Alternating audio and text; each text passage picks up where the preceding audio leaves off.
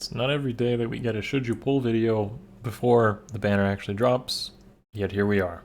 An actual analysis and should you pull on Azura and the, I suppose, kind of like the Hatari banner.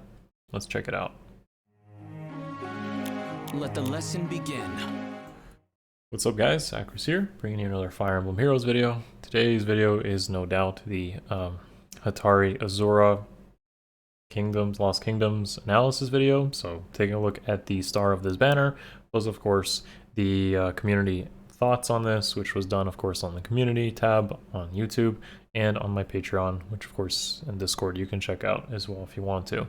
So as with all the other should you pull videos, one thing I've noticed and I want to say is that I'm not quite sure why, but the interest in these type of videos is not as big as some of the other ones. And if you guys actually like this sort of video, then definitely continue watching them, smash the like button and sub, because as I said, I produce content which has demand. So if I feel like these type of videos aren't really getting the attention or aren't really helping many people, then I likely will steer my efforts into different types of content. So just let me know if this video actually helps you, even if you're not necessarily getting the unit, or even like ideally maybe it steers you away from committing to this type of character.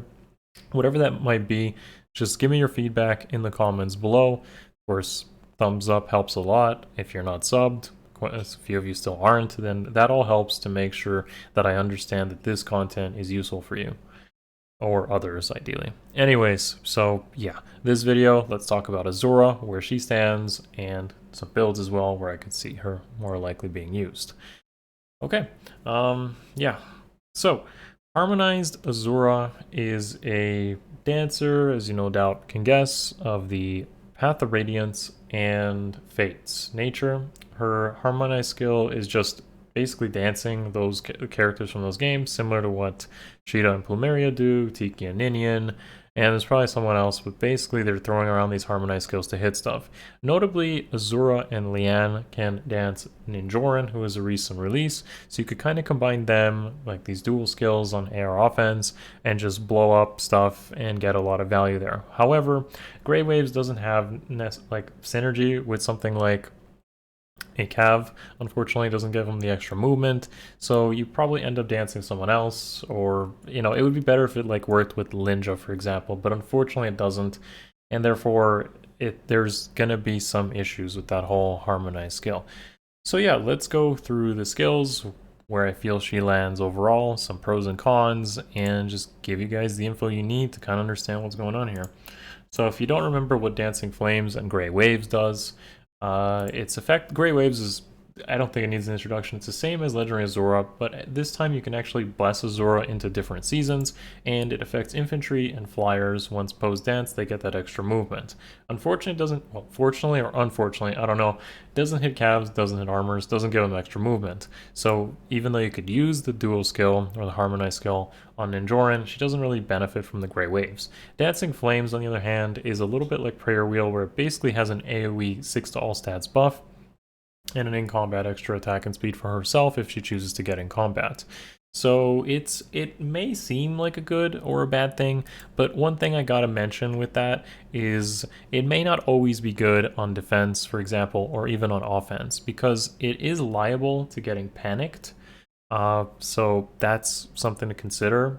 Like, it does synergize with some characters, such as Dual Dagger is gonna want buffs, or potentially Blade Tomes being set up will want buffs, but there are going to be panic manners running around. Stuff like Sudden Panic may make a return. Aversa is going to have a refine soon, so would be questionable on how I feel about Dancing Flames, and honestly it may just be subbed out for another weapon in the future. I'm not going to be showcasing any other weapons here, but there definitely could be alternative green tomes that you could use instead of Dancing Flames, so we'll see where that lands. She is, generally speaking, a better Duo Sigurd in almost every way for basically every mode, but unfortunately, since we've had a lot of really good green like units, like meta relevant green units released recently, this does create a green saturation where you're not going to get good colors on a team, for example. So you could have like Dual Dagger, Ninjorin, Azura, Bridal Catrion. You already have like 4 greens on your defense team. This heaviness on greens could actually be a disadvantage. So in that case, you may actually opt for Duo Sigurd rather than Duo Azura if you already have him. And honestly, with Cavs, like Grey Waves doesn't have too much of an advantage. And as I said, those buffs from Dancing Flames aren't always an advantage either.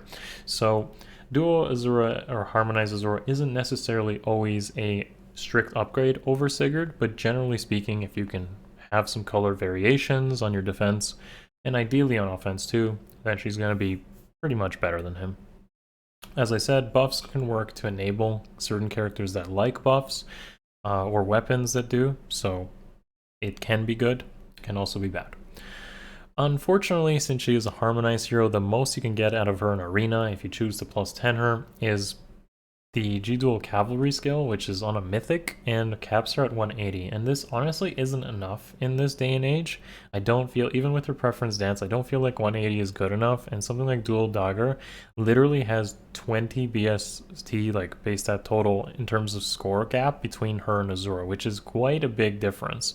So, unfortunately, there are better investments, and even Endurance still scores significantly more. As a green though, this does set us up for potentially a cool Hero Rises, which again, as I mentioned from my impressions video, could be just stuff like this, and an Enjorin, and Dual Dagger, Thor, E-Tree. There could be just some really good legendary male wow. There could be some really good candidates if we end up with another Hero Rises vote scenario. And as I mentioned in that video, I would encourage you guys to consider any green options and maybe try to create basically the ultimate banner that anyone has ever seen in Heroes.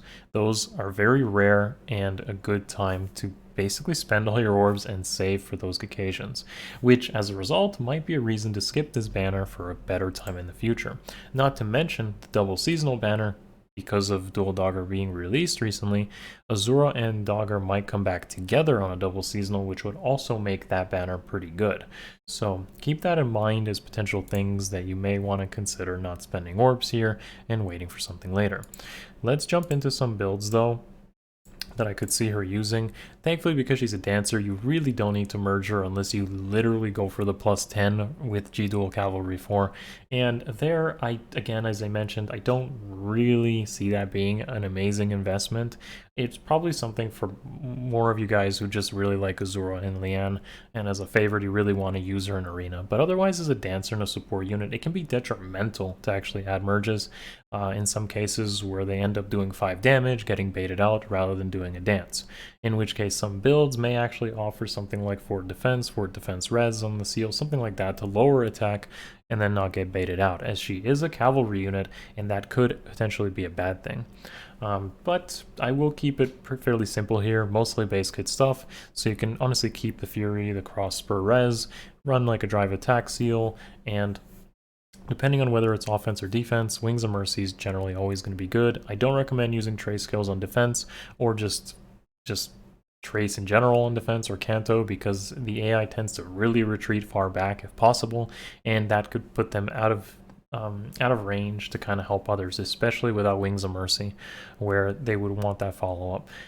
But basically, yeah, on defense and offense, they are going to be good, and the fact that their Harmonized skill lets them dance another Fates character could be really good. Another example of this is actually like Valoria. So Valoria is used on a lot of Gale Force comps, so Azura could actually end up dancing Valoria through the Harmonized skill should you snipe all the Fates, or rather the duo units on the enemy team. So as an air offense unit and as an air defense unit, you'll definitely get a lot of value out of Azura, even as like one merge. That could warrant a spark, but we are really close to the anniversary, really close to Hero Rises potentially, and honestly the double seasonal could be better. As those of you who have Duo Sigurd, I probably would advise against even considering Azura, because she's not strictly always better depending on what your comps are. Maybe as a new player, the spark to get like a really good duo on defense that will last pretty much forever, I could see that.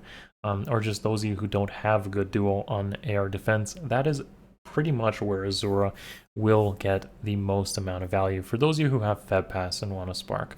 So otherwise, no, like she's not really going to be a must-have. I think Dual Dagger definitely was much more influential, as she could be added onto Anima as a Pathfinder enabler, which is crazy, and I've been using that way myself. And yeah, so can't really push further than that for this. Let's actually talk about a couple other things though, which will tie into what the community thinks on this. So as you can see by the poll results, now that we have Fed Pass influencing the seasonal banners, and of course the legendary and mythic banner later, as I'll do another one on this, there are definitely more people spending because of Fed Pass. So I guess IS got the intended effect here. Probably more of you guys are subscribing to Fed Pass, or at least taking advantage of that spark. Keep in mind though, with Fed Pass, you don't have infinite orbs, and you don't necessarily have enough of those orbs to spark every banner. So this is where the danger lies, because if you end up sparking remixes, sparking legendaries and mythic banners, you pretty much are taking your budget of orbs every month, and then if you choose to do a seasonal, you're over budgeting most likely on the amount of orbs that you get monthly. So this would encourage you to spend to take advantage of those sparks. So be very careful for those of you that might think that, oh, if you have Fed Pass you can basically spark everything, because you can't, and that's pretty much the trap that I think Intelligent Systems is going for here, trying to get even the Fed Passers to spend even more because they can't take advantage of that spark system. So be very careful. But as I can see, of course, most of you are saving, and I'm glad to see that, as that could potentially be better in the future for something like a Hero Rises, or you're just sticking to whatever goals or things that you have. So that's awesome. The just a bit category in my polls here is kind of confusing, but I'm going to assume those are just players who don't have Fed Pass Spark and are effectively just dumping a couple of orbs hoping to get Azura. I don't like that mentality, and it definitely shows in the other Patreon poll that that is a bit of a risk that I wouldn't really recommend. So 14% of you guys who said you're just a bit going to like spend some orbs, be very cautious and definitely don't have that expectation of getting a result, because if you have it, then you might get trapped into spending more than just a bit and potentially all your orbs.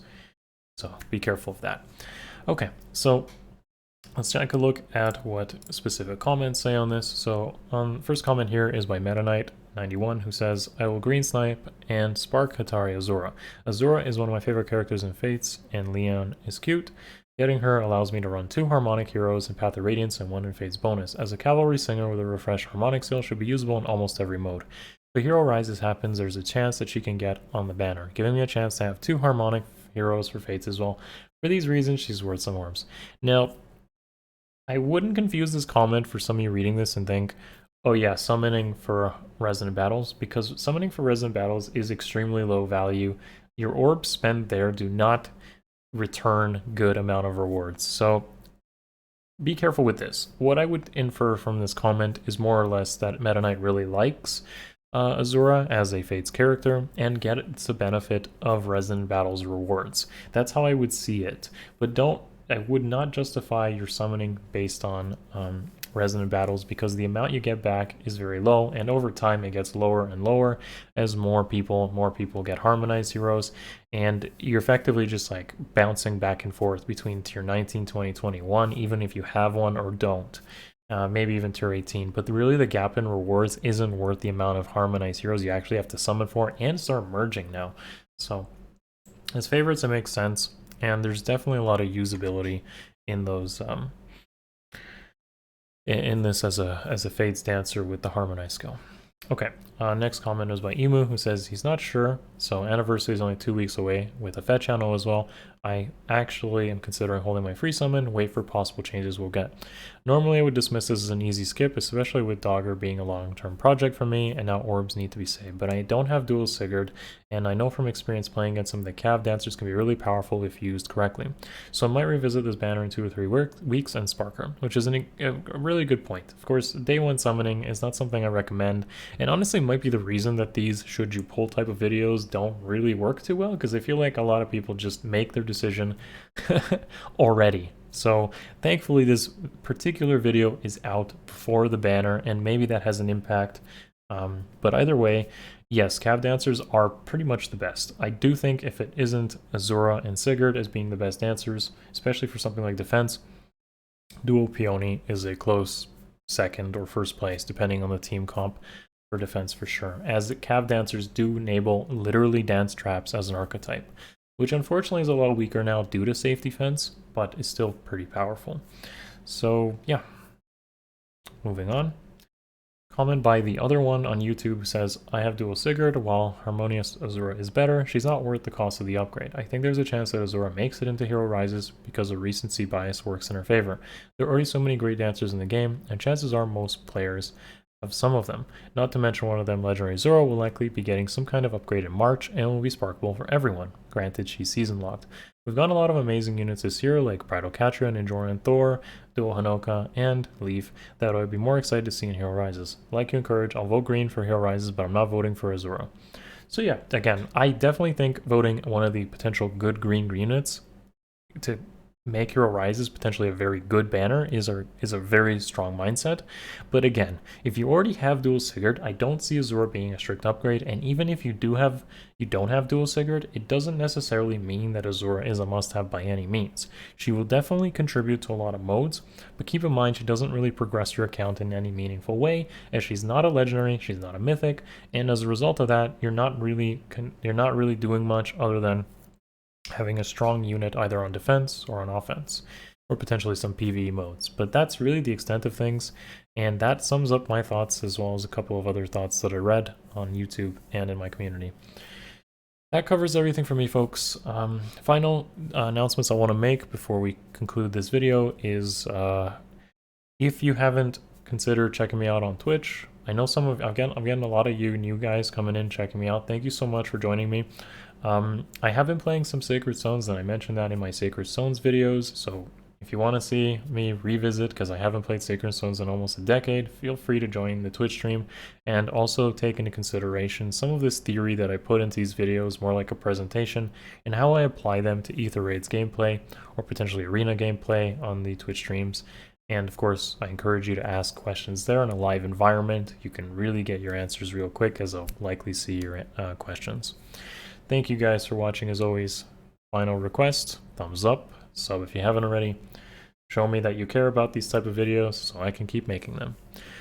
As always, there is also a Patreon in the description below where I'm doing hero reviews in a couple of days from now with the people that submit their heroes in my community, and that is my way to give back to those of you that support me. Love you all. See you in the next one. Much love. Peace.